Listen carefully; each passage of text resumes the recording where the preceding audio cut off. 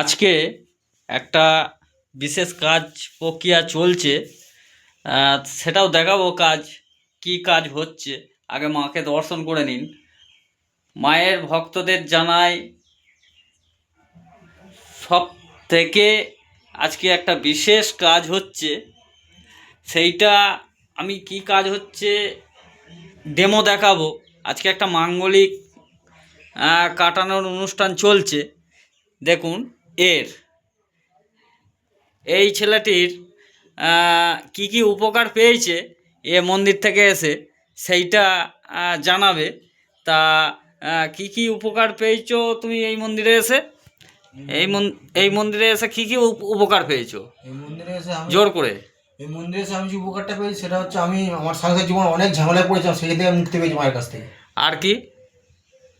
আরও অনেক কিছু আছে, তো মায়ের থেকে আমি অনেক কিছুই পেয়েছি, সব কিছু তো খুলে বলা যায় না।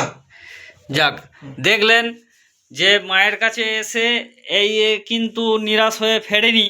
আমি সবাইকেই বলবো মায়ের কাছে আসুন, যার যেটা দুঃখ কষ্ট যেমন কিছু রয়েছে সেইটা দূর করে নিয়ে যান। জয় মা তারা। সকলে সুস্থ থাকবেন, ভালো থাকবেন। দেখুন আবার আজকে একটা কাজ করাতে এসছে। এই দেখুন তার সামগ্রিক এনেছে। আচ্ছা, এই কাজের জন্য মন্দির আপনাকে কোনো টাকা চেয়েছে? না, কোনো ফিস চেয়েছে? কোনো ফিস চাওয়া হয়নি। শুধু মালপত্রর যে বিলটা, এই বিলটা পর্যন্ত ওকে দিয়ে দেওয়া হচ্ছে। এই বিলটার যে টাকাটা অ্যামাউন্টটা হয়েছে সেই অ্যামাউন্টটা কিন্তু ওকে বেয়ার করতে হবে, আর আদার্স কিচ্ছু নয়। এটা কিন্তু মন্দির এও জানে যে মন্দির কোথা থেকে মাল নেয়, ও নিজেও জানে যে মন্দির কোন দোকান থেকে মাল নেয়, কোন কোন জায়গা থেকে কালেক্ট করতে হয়। অনেক কষ্টের ব্যাপার, তাই তো? হ্যাঁ, অনেক কষ্টের ব্যাপার, আমরা সব জানি। এই ছেলেটিকে কিন্তু সাজিয়ে গুছিয়ে নিয়ে আসা হয়নি। এই ছেলেটি কিন্তু নিজের ইচ্ছায় মায়ের কাছে ছুটে আসে। এর জীবনের ঘটনাটা আমি বলে দিই। এর জীবনের ঘটনা হচ্ছে, এর সাংসারিক জীবনে একটা অশান্তি চলছিল।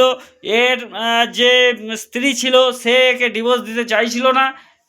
তার স্ত্রীর অন্য একটা সম্পর্কে জড়িয়ে যায়। তা সে ডিভোর্স কোনো মতেই দেবে না। এইখান থেকে এসে ও মুক্তি পেয়ে গেছে মায়ের কাছে এসে। সে আজকে ডিভোর্স হয়ে নতুন জীবনে পা দিতে চলেছে। সবাই একটু আশীর্বাদ করবেন। মাও তো ওকে আজীবনকাল আশীর্বাদ করে আসছে। এই মন্দির স্বচ্ছভাবে কাজ করে। জয় মা তারা।